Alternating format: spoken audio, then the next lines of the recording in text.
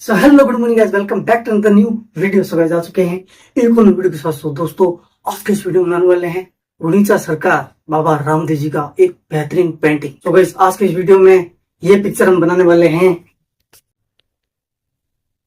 So guys देखते हैं कैसा बनता है। पेंटिंग में कैमल वाटर कलर से बनाने वाला हूँ, तो वीडियो को एंड तक देखना। तो अगर आप चैनल पर नए हो तो please like comment share subscribe bell icon press जरूर कर दे, ताकि मैं जब भी न्यू वीडियो डालूं तो आपके पास नोटिफिकेशन सबसे पहले मिले। तो बिना किसी वेस्टिंग टाइम वीडियो को स्टार्ट करते हैं। जय बाबेरी। राजस्थान मरुभूमि, विक्रम संवत 1442। जहाँ रेत के टीले ऊंचे हैं वहाँ सूरज और भी कठोर है। जहाँ पानी नहीं मिलता वहाँ इंसान की तकदीर और भी रूखी होती है। इसी धरती पर एक ऐसा इंसान था जिसे हिंदू भगवान मानते थे और मुसलमान पीर, जिसने ऊंच नीच की दीवार तोड़ी, जिसने छुआछूत के जमाने में एक दलित बच्ची को अपनी बहन बनाया, जिसने पानी से नमक और नमक से मिश्री बनाई, जिसने कपड़े के घोड़े को आसमान में उड़ाया। यह बाबा रामदेव जी थे, तंवर वंश के राजकुमार, लेकिन दिल से एक फकीर। लेकिन आज हम उनके चमत्कारों की बात नहीं करेंगे। आज हम वो बात करेंगे जो सबसे ज्यादा दर्दनाक है। आज हम पूछेंगे आखिर ऐसा क्या हुआ कि भाद्रपद शुक्ल एकादशी के दिन बाबा रामदेव जी ने धरती के नीचे उतरकर हमेशा के लिए आंखें बंद कर ली। बात उन दिनों की है जब रामदेव जी ने रुणीचा नाम का नगर बसाया था। चारों तरफ उनकी कीर्ति फैल चुकी थी। लोग कहते थे बाबा के दरबार में आओ, खाली हाथ नहीं लौटोगे। लेकिन जो बाहर से नहीं दिखता था वो था उस समाज का दर्द जिसे बाबा बदलने में लगे थे। सोचिए जरा, बाबा रामदेव जी ने एक दलित बच्ची को अपनी बहन बनाया। पूरे समाज ने विरोध किया। योगी राज ने कहा तेरे इस लाल के कारण पूरा क्षत्रिय कुल कलंकित हो गया है। बाबा ने परवाह नहीं की। उन्होंने एक मुस्लिम फकीर को उतना ही सम्मान दिया जितना किसी राजपूत योद्धा को। पंचपीर जब मक्का से आए तो वो परीक्षा लेने आए थे और बाबा ने ऐसी परीक्षा पास की कि वो पांचों पीर उनके चरणों में गिर पड़े। लेकिन फिर भी समाज नहीं बदला। ऊंच नीच वैसी ही रही, छुआछूत वैसी ही रही, जाति का जहर वैसा ही था। और शायद यही वो दर्द था जो रामदेव जी के भीतर धीरे धीरे पक रहा था। वो थके नहीं थे, वो हारे नहीं थे, लेकिन उन्हें एहसास हो गया था कि अब शरीर से नहीं आत्मा से काम होगा। और फिर वो दिन आया जिसे इतिहास ने कभी ठीक से दर्ज नहीं किया।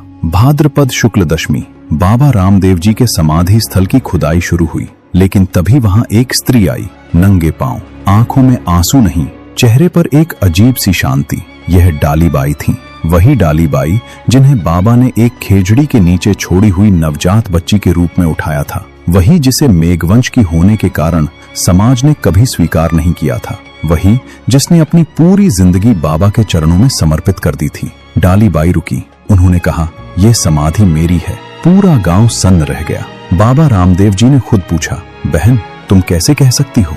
और डालीबाई ने कहा, अगर इस जगह को खोदा जाए और इसमें से मेरी आटी, मेरा डोरा और मेरी कांगसी निकले तो यह समाधि मेरी है। जमीन खोदी गई और जो निकला उसे देखकर वहां खड़े हर इंसान की आंखें भर आईं।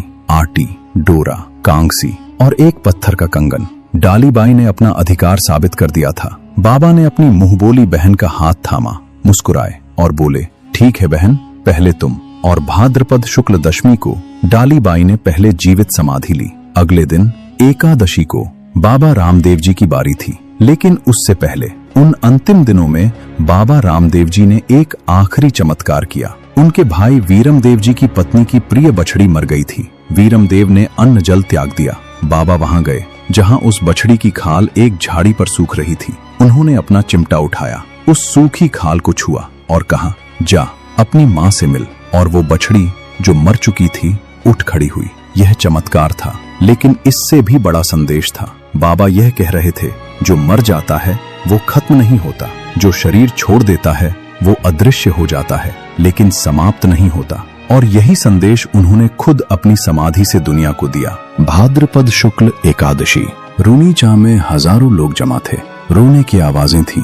हवा में एक अजीब सी खामोशी थी। बाबा रामदेव जी ने हाथ में श्रीफल लिया। उन्होंने अपने गुरु को प्रणाम किया, देवताओं को प्रणाम किया और फिर उन्होंने रोते हुए भक्तों की तरफ देखा और बोले, मैं तो चाल्या म्हारे गांव था सगड़ा ने राम राम, ऊंचो ना नीचो कोई, सरखो सगड़ा में लोही, कुन बामन कुन चमार, सगड़ा में वो ही करतार। यानी कोई ऊंचा नहीं, कोई नीचा नहीं, सबके खून का रंग एक ही है। कोई ब्राह्मण नहीं, कोई चमार नहीं, सब में वही एक परमात्मा बसता है। ये उनकी आखिरी वसीयत थी और फिर वो समाधि में उतर गए।